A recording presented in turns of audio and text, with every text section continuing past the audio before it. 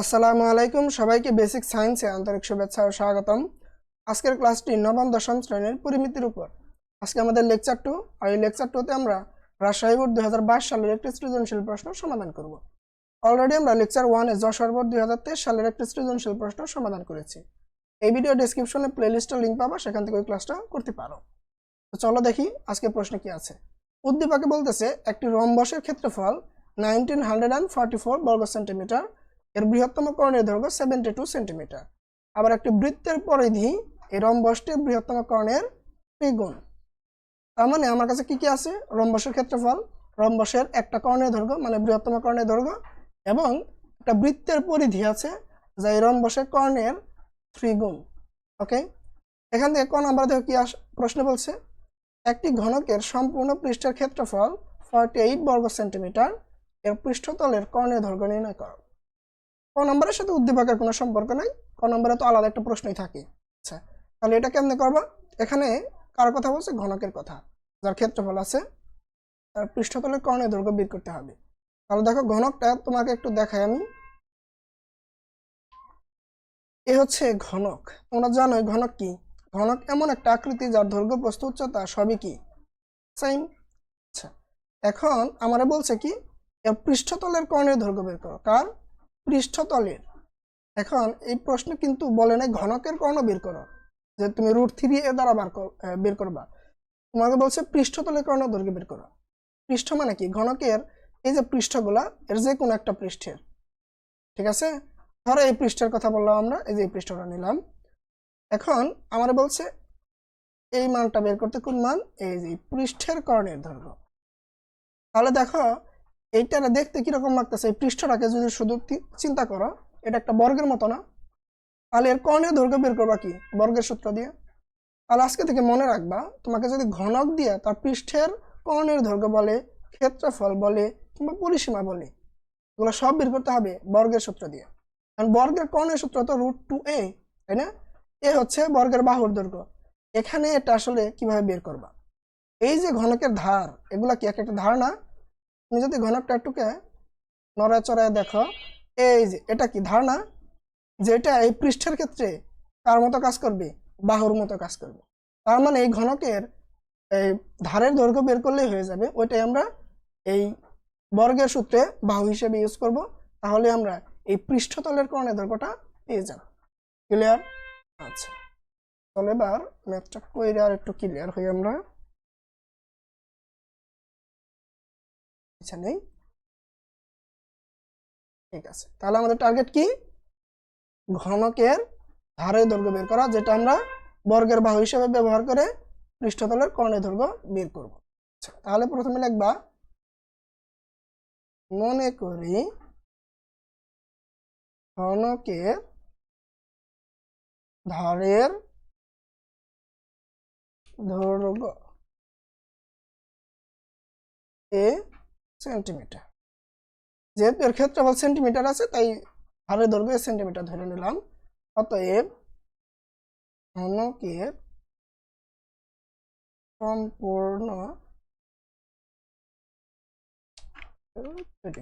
সম্পূর্ণ পৃষ্ঠের ক্ষেত্রফল 6a²। এটাই সূত্র না? এখন এককে হবে বর্গ সেন্টিমিটার, যেহেতু একে আমরা সেন্টিমিটারে ধরছি। এখন তুমি চাইলে লিখতে পারো প্রশ্নমতে। প্রশ্নমতে কি? এটা হচ্ছে যে কোনো একটা ঘনকের সম্পূর্ণ পৃষ্ঠের ক্ষেত্রফলের সূত্র। সেটা কি? 6a²। এটা ইকুয়াল টু আমাদের যে ঘনক, তার তো ক্ষেত্রফল আছে 48। এটা প্রশ্নমতে ইকুয়াল লেখা যায় না? এখান থেকে তুমি ধারের দৈর্ঘ্য মানে এর মানটা বের করতে পারবা। তাহলে a² রেখে দিলাম, 6 গুণাকারে আছে, এই পাশে যা কি করবে? ভাগ করবে। a², 6 দ্বারা ভাগ করলে কত আসে? 6 8 48, 8। তাহলে a ইকুয়াল টু কি হবে? √8, তাই না? তুমি চাইলে এটাকে ভাঙাইতেও পারো। রুটের ভেতরে যদি পূর্ণবর্গ সংখ্যা না থাকে, কোনো অন্য কোনো সংখ্যা থাকে, তুমি তাকে কোনো পূর্ণবর্গ সংখ্যার গুণাকারে লিখবা, সর্বোচ্চ যত লেখা যায়। তো পূর্ণবর্গ সংখ্যা কি কি? 1, 4, 9 এগুলো না? আচ্ছা, তার মধ্যে কোন সংখ্যার গুণাকারে 8 কে লেখা যায়? 4 এর গুণাকারে লেখা যায়। তাহলে a ইকুয়াল টু √2 ইন্টু √4। তাহলে a ইকুয়াল টু এই √4 মানে কি 2 না, 2 আর √2 গুণ হলে 2√2 সেন্টিমিটার। তাহলে ঘনকের ধারের দৈর্ঘ্য পাইছো, যেটা তুমি কি বাহু হিসাবে ইউজ করে পৃষ্ঠের কর্ণ দৈর্ঘ্য বের করবা। তাহলে লেখো অতএব ঘনকের পৃষ্ঠতলের কর্ণের দৈর্ঘ্য সূত্র কি √2a, সরি √2a। আচ্ছা, √2 ইন্টু এর মান কত 2√2।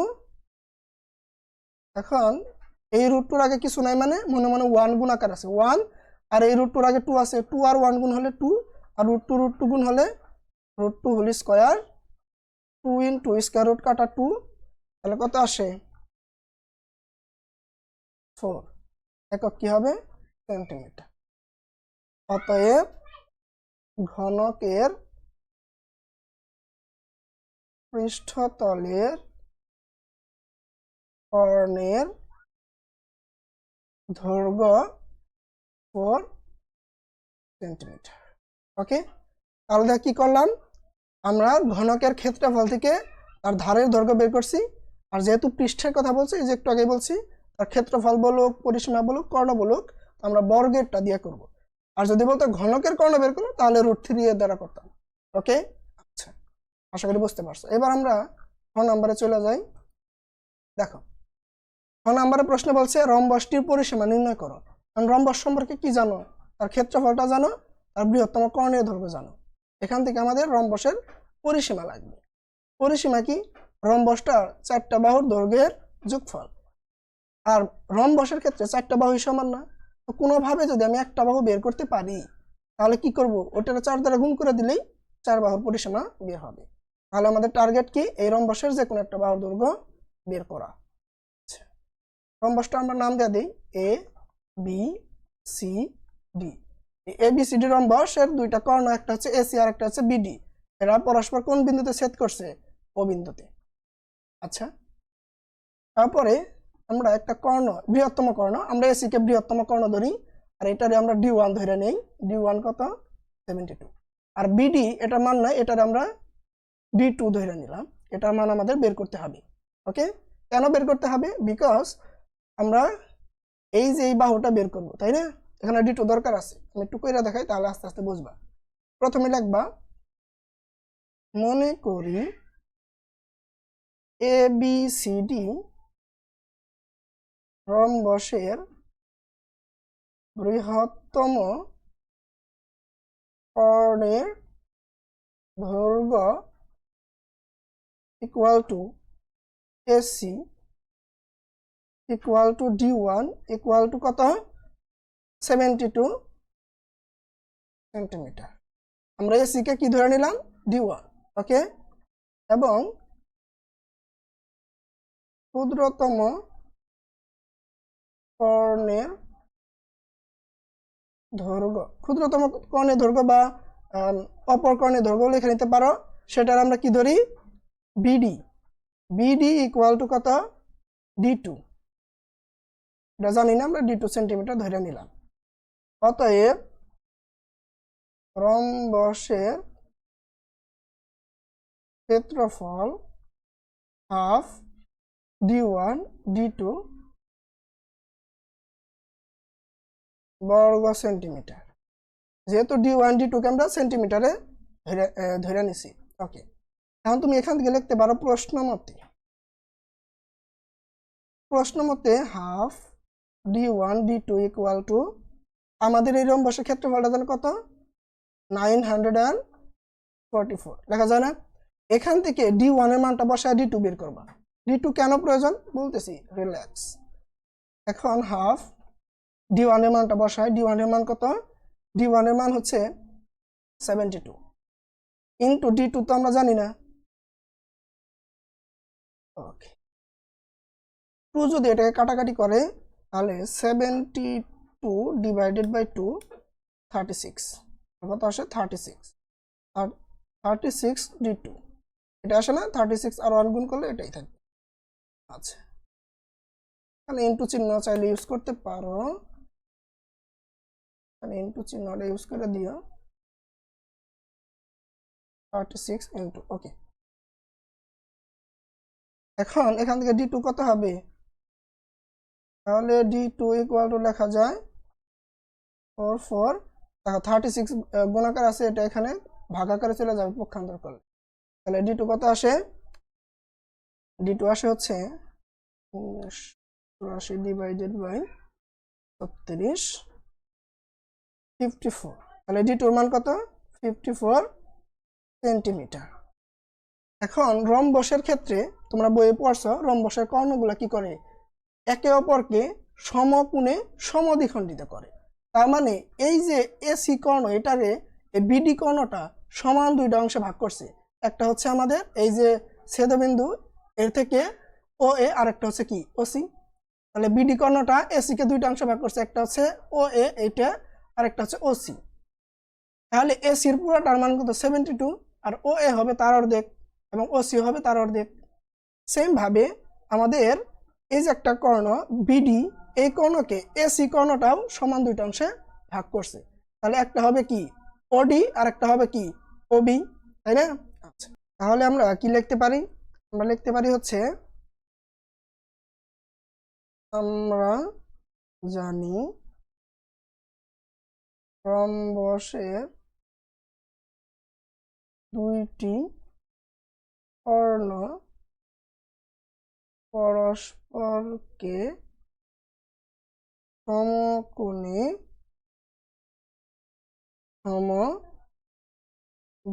সমদ্বিখণ্ডিত করে।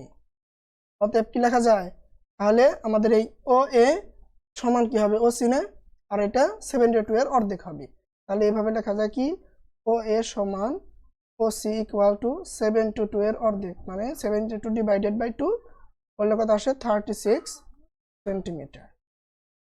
আচ্ছা, তাহলে আমরা এই দুইটা বাহুর মান কত পাই 36। ওকে, তাহলে এই দুইটারে আমরা সেম ভাবে বের করি ওসি এবং ওবির মান, তাহলে ওসি কি ওডি এবং ওবির মান, OD equal to OB equal to কি হবে 54 কে 2 দ্বারা ভাগ করলে যে মানটা হবে, তাহলে 54 ডিভাইডেড বাই 2 27 সেন্টিমিটার। আচ্ছা, তাহলে দেখো আমরা এটার মান কত পাইলাম 27, এই ওবি এটার মান কত হবে 27, তাই না? এগুলো লেখা প্রয়োজন নাই, তোমার বোঝানোর জন্য লিখাতেছি, তোমরা শুধু d1 আর d2 মানটা লিখে নিও আর দুইটা বুঝে নিবা। আচ্ছা, এখন এক প্রশ্ন, সরি আমরা জানি কি লিখছি, রম্বসের দুটি কর্ণ পরস্পরকে সমকোণে সমদ্বিখণ্ডিত করে, মানে এই যে এখানে যেখানে খণ্ডিত করছে একে অপরকে দুইটা কর্ণ, এখানে যে অ্যাঙ্গেলটা হবে সেটা 90 ডিগ্রি, সবার ক্ষেত্রে 90 ডিগ্রি। তাহলে এই যে রম্বস, এই কর্ণ দুইটা রম্বসকে সমান 4টি সমকোণ ত্রিভুজে ভাগ করছে না, তার দুইটা বাহুর মান সব ক্ষেত্রেই তুমি জানো, সব 4টা ত্রিভুজেরই। তোমার শুধু কি বের করতে হবে, এই বাহুটা না, এটাই কি রম্বসের কি বাহু, আর এটা হচ্ছে এই ত্রিভুজের কি অতিভুজ না। তাহলে এটা যদি তুমি যে কোনো একটা ত্রিভুজের ক্ষেত্রে বের করো, এটা বা এটা কিংবা এটা বা এটা যে কোনো একটা, ওইটারে 4 দ্বারা গুণ করলেই 4 বাহুর পরিসীমা হয়ে যাবে না। এখন বুঝতে পারছো কি করতে হবে, তাহলে আমরা যে কোনো একটা ত্রিভুজ নেই, আমরা ও এ বি এই ত্রিভুজটাই নেই, লেখো ও এ বি সমকোণী ত্রিভুজ হতে পাই কি পাও অতিভুজ স্কয়ার, যে পিথাগোরাসের উপপাদ্য, সরি এ বি স্কয়ার, এই যে অতিভুজ হচ্ছে A B square equal to, মানে অতিভুজ স্কয়ার ইকুয়াল টু লম্ব স্কয়ার প্লাস ভূমি স্কয়ার, বা ভূমি স্কয়ার প্লাস লম্ব স্কয়ার। তো তোমরা যে কোনো একটা লম্ব ধরো, আমরা ও এ কে লম্ব ধরি আর ও বি কে ভূমি ধরি, তাহলে ও এ স্কয়ার প্লাস ও বি স্কয়ার। ওকে, আচ্ছা, তাহলে এখান থেকে এ বির মানটা বের করো, স্কয়ার এই পাশে গেলে রুট হবে, রুট ও এ স্কয়ার প্লাস ও বি স্কয়ার। তাহলে ও এর মান তুমি জানো, ও এর মান কত 36, এই যে 36 প্লাস ওবির মান কত, ওবি বা ওসি সরি, হ্যাঁ ওবি, তাহলে ওবি বা ওসি দুইটাই তো সমানই। এটা তো সি না, এটার কি জানি ধরছি, নিজে লেখা নিজে পরে কনফিউশনে। আচ্ছা ডি, ওডি ইকুয়াল টু ওবি। আচ্ছা তাহলে ওবির মান কত 27 স্কোয়ার। তাহলে এবি ইকুয়াল টু কি আসে দেখো তো, দুইটারে স্কোয়ার করে যোগ করো, 36 স্কোয়ার প্লাস 27 স্কোয়ার, তাহলে আসে 2025। আর এবি ইকুয়াল টু আসে রোট ওভার 2025 ইকুয়াল টু 45 সেন্টিমিটার। তাহলে দেখো আমরা এই এ ও বি ত্রিভুজটা ব্যবহার করে তার অতিভুজটা বের করছি, ওই অতিভুজটাই আমাদের এই রম্বসের বাহু। রম্বসের একটা বাহু পাইলে তারা 4 দ্বারা গুণ করলেই 4 বাহুর দৈর্ঘ্য বের হবে, তাই না? যেহেতু 4টে বাহুই সমান, তাহলে লেখো অতএব রম্বসের পরিসীমা ফোর, রম্বসের একটি বাহু কি এবি না, এবি ধরাই তো যায়, 4 ইন্টু এবির মান কত 45 ইন্টু 4 180 সেন্টিমিটার। তাহলে এই রম্বসের পরিসীমা কি এত সেন্টিমিটার। তাহলে আমরা কি করলাম, আমরা আসলে এখানে এই রম্বসের ক্ষেত্রফলটা ছিল, ওই ক্ষেত্রফলটা ইউজ করে এবং ওই কর্ণের দৈর্ঘ্য ছিল বৃহত্তম কর্ণ, ওইটা ব্যবহার করে আরেকটা কর্ণের দৈর্ঘ্য D2 বের করছি। ওই D2 থেকে আমরা একটা শর্ত লিখছি কি, যে রম্বসের দুটি কর্ণ পরস্পরকে সমকোণে সমদ্বিখণ্ডিত করে। তারপরে আমরা এই কর্ণগুলা একে অপরকে সমদ্বিখণ্ডিত করলে যে মানগুলো আসবে ওই মানগুলো ইউজ করছি, এবং যেহেতু এখানে 90 ডিগ্রি অ্যাঙ্গেল তৈরি হয়, আমরা এখানে সমকোণী ত্রিভুজের পিথাগোরাসের উপপাদ্যটা দিছি, যেটা দিয়ে আমরা অতিভুজের মানটা বের করছি। আর এই অতিভুজটা হচ্ছে রম্বসের বাহুর দৈর্ঘ্য, যাকে 4 দ্বারা গুণ করলেই আমরা কি পেয়ে যাব, পরিসীমা। আশা করি তোমরা ক্লিয়ার। তাহলে এবার আমরা ঘ নম্বরে যাই। ঘ নম্বর প্রশ্নে বলতেছে উদ্দীপকে বর্ণিত বৃত্তের অন্তর্লিখিত বর্গক্ষেত্রে বাহুর দৈর্ঘ্য নির্ণয় করো। তাহলে এটা যদি বৃত্ত হয়, এটার ভেতর একটা বর্গ আছে যার বাহুর দৈর্ঘ্য, মানে বর্গ যেহেতু তার 4টা বাহু সমান, যে কোনো একটা বাহুর দৈর্ঘ্য বের করতে হবে। তাহলে তোমার কাছে কি আছে, বৃত্তের পরিধি আছে যা রম্বসের বৃহত্তম কর্ণের 3 গুণ। তাহলে প্রথমে বৃত্তের পরিধিটা বের করো। একবার দেওয়া আছে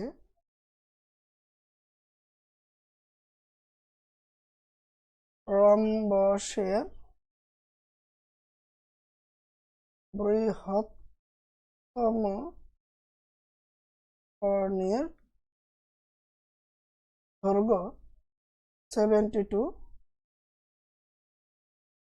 অতএব বৃত্তের পরিধি ইকুয়াল টু এই বৃহত্তম কর্ণের কয় গুণ, 3 গুণ না, তাহলে 3 ইন্টু রম্বসের বৃহত্তম কর্ণের দৈর্ঘ্য, 3 ইন্টু কত 72 বৃহত্তম কর্ণের দৈর্ঘ্য। তাহলে এটা গুণ করলে কত আসে, 72 ইন্টু 3 216 সেন্টিমিটার। এখন এখান থেকে এটা তো পরিধি, তাহলে এই পরিধি থেকে তুমি এই বৃত্তের ব্যাসার্ধ বের করতে পারবা। ধরো এটা কেন্দ্রবৃত্তের, তাহলে এইটুকু যদি তোমার বলি বের করো, মানে এটা হচ্ছে আর, আর বাকি অবশ্যই পারা যাবে। তাহলে লিখতে হবে, মনে করি বা ধরি যে বৃত্তের ব্যাসার্ধ 8 সেন্টিমিটার। এটা যদি হয় তাহলে বৃত্তের পরিধি কত হবে বলো তো দেখি। বৃত্তের পরিধি হবে 2 পাই আর বর্গ সেন্টিমিটার। দেখো এটা যে কোনো বৃত্তের পরিধি, আর এটা হচ্ছে আমাদের যে বৃত্তটা আছে তার পরিধি। তাহলে প্রশ্ন মতে কি লেখা যায়, প্রশ্ন মতে 2 পাই আর ইকুয়াল টু 216। এখান থেকে তুমি আর বের করতে পারবা, 2 পাই গুণাকার আছে এই পাশে গেলে 216কে 2 পাই ভাগ করবে, আর ইকুয়াল টু 216 2 ইন্টু পায়ের মান কত 3.1416। ওকে, আচ্ছা আর ইকুয়াল টু কত আসে দেখো, 460 কে ভাগ করো 2 ইন্টু 3.1416 দিয়ে, তাহলে কত আসে 34.373738 আর মান। কথা হচ্ছে তুমি দশমিকের পরে কয় নাম্বার ঘর পর্যন্ত নিতে চাও, তুমি যত বেশি নেবে তত অ্যান্সারটা সঠিক। ধরো আমরা 4 নাম্বার ঘর পর্যন্ত নিলাম, তাহলে এর আসন্ন মান বের করতে হবে। আর 3 পরের ঘরে তাকাবা, এটা কি 5 বা 5-এর বড়, তাহলে এই 3 কে একবার দিতে হবে। তুমি যদি 3 নাম্বার ঘর নিতে সেম কাজ, তাহলে তারপরের ঘরে তাকাইতাম, ওটা যদি 5 বা 5-এর বড় হইতো তাহলে এই 7 কে একবার দিতাম। যেহেতু আমরা 4 নাম্বার ঘরে নিব, তারপরেরটা 5 বা 5-এর বড়, তাই 3 কে আমরা কি করবো একবারই দিব। তোমরা তো আসন্ন মান নির্ণয় করা বোঝো, তাই না? এটা কি হবে 4 সেন্টিমিটার প্রায়। এখন এখান থেকে তোমরা যদি বলি বৃত্তের ব্যাস কত বের করো পারবা? আচ্ছা এগুলো কেন বের করতেছি বলি। তুমি যদি এই বৃত্তের ব্যাসটা জানো, এটা কেন্দ্র বরাবর একটা রেখা, আর এই ব্যাসটা জানলে এই ব্যাসটাই দেখো আমাদের এই বর্গের এই ব্যাসটাই হচ্ছে কর্ণ না, তাহলে কর্ণ ইকুয়াল টু কি লেখা যায়, ওই যে √2a ইকুয়াল টু আমরা এই ব্যাস লিখতে পারবো, ওইখান থেকে এর মান মানে এই বাহুর মানটা বের করে দেবো, অঙ্ক শেষ। বুঝতে পারছো? তাহলে অতএব বৃত্তের ব্যাস ইকুয়াল টু 2r, মানে আর কে 2 গুণ করতে হবে, তাহলে আর 2 ইন্টু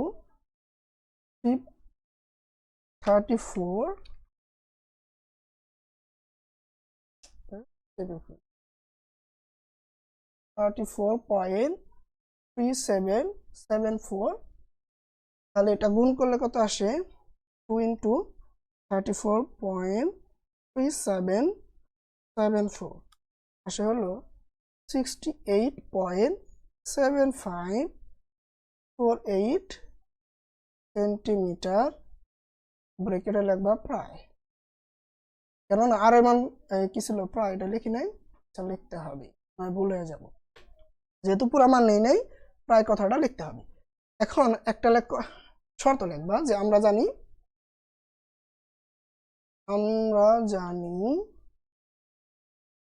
বৃত্তের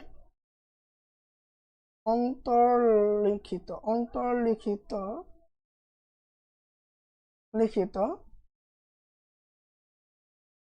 বর্গের কর্ণ বৃত্তের ব্যাসের সমান। এটাই তো দেখলাম একটু আগে বললাম, এই যে অন্তর্লিখিত এই বর্গ যার কর্ণটা হচ্ছে আমাদের কার সমান, বৃত্তের ব্যাসের সমান, তাহলে এই বৃত্তের ব্যাসটারে আমরা বর্গের কর্ণ ধরতে পারি না। অতএব বর্গের কর্ণের দৈর্ঘ্য এই শর্ত মতে লেখা যায় 68.7548 সেন্টিমিটার প্রায়। আচ্ছা খুব সুন্দর। এখন তুমি আবার লেখো, ধরি যদি একবার শর্ত দেওয়া যায় তবে একটু ভালো করে লিখি, ধরি বর্গের বাহুর দৈর্ঘ্য 68.7548 সেন্টিমিটার প্রায়, তাই না? আচ্ছা কি লিখলাম, বর্গের বাহুর দৈর্ঘ্য ধরি এ, অতএব বর্গের কর্ণের দৈর্ঘ্য, বাহুর দৈর্ঘ্য হয়, কর্ণের দৈর্ঘ্য হবে √2a সেন্টিমিটার। ওকে, অঙ্কটা প্রায় শেষ। তাহলে এখন লেখো শর্ত মতে কি লেখা যায়, √2a, এটা হচ্ছে কর্ণের দৈর্ঘ্য যে কোনো বর্গের কর্ণ, আর এটা হচ্ছে আমরা ওই যে এই শর্ত অনুযায়ী পাইছি যেটা বৃত্তের ব্যাস ছিল ওইটাই কি অন্তর্লিখিত বর্গের কর্ণ, তাই না? এই মানটাও কর্ণ যদি হয় এটা ইকুয়াল লেখা যায়। এখান থেকে তুমি কি বের করবা, এর মান। এই হচ্ছে কি বর্গের বাহুর দৈর্ঘ্য। শেষ। ওকে, 68.7548 ডিভাইডেড বাই √2, তাহলে এই ইকুয়াল টু কত আসে, ডিভাইডেড বাই √2 দিলে 48.616 তারপরে 9। ধরো এটা আমরা 3 ঘর পর্যন্ত নিলাম, 3 ঘর পর্যন্ত নিলে এরপর আরো আছে। দেখো এটা কার বড়, সরি 3 নাম্বার নিলে তাকাইতে হবে কোথায়, 4 নাম্বার ঘরে। 4 নাম্বার ঘরটা 5 বা 5-এর বড়, তাই এটারে আমরা কি করব, তার আগের ঘরকে 1 বাড়াই দিলে আর বাকি ঘর না নিলেও চলে। তাহলে 6 রে আমরা কি বানাই দেই, 7। আমাদের সুবিধা মতো মান নিবা, কোনো সমস্যা নাই। দশমিকের পরে 2 ঘর নিলেও চলে। সেন্টিমিটার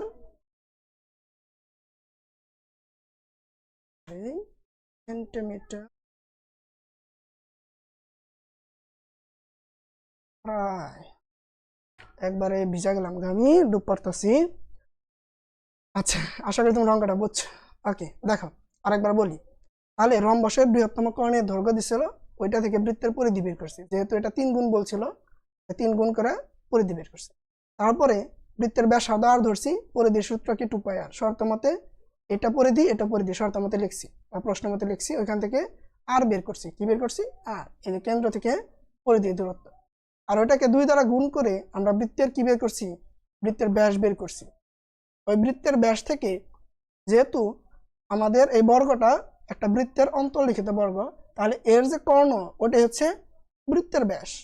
ওই শর্ত মতে আমরা ওই বৃত্তের ব্যাসটাকে বর্গের কর্ণ ধরে নিছি, এবং বর্গের বাহুর দৈর্ঘ্যে ধরলে বর্গের কর্ণের সূত্র কি, √2a। এটার শর্ত মতে √2a ইকুয়াল টু কর্ণের দৈর্ঘ্য, সেখান থেকে বের করছি এটা হচ্ছে বর্গের বাহুর দৈর্ঘ্য। আশা করি তোমাদের ক্লিয়ার। তোমরা যদি এরকম ভিডিও দেখতে চাও তাহলে ইউটিউব, ফেসবুক, টিকটক সকল জায়গায় আমাদের ফলো করবা, আমাদের সব জায়গায় খুঁজে পেতে সার্চ করবা @BASICSCIENCE03। ওকে, আর এই ভিডিও ডেসক্রিপশনে পরিমিতির যতগুলো সূত্র আছে ওই সূত্রের PDF বা ছবি থাকবে, তোমরা লিঙ্ক থেকে দেখে নিও, এবং প্রয়োজনীয় ক্লাসের লিঙ্কও থাকবে। এবং এর আগে যে 2023 সালের একটা সৃজনশীল সমাধান করছি ওইটাও থাকবে, তোমরা দেখতে পারবা। ওকে, আশা করি তোমরা ক্লাসটা এনজয় করছো। ধন্যবাদ, আল্লাহ হাফেজ।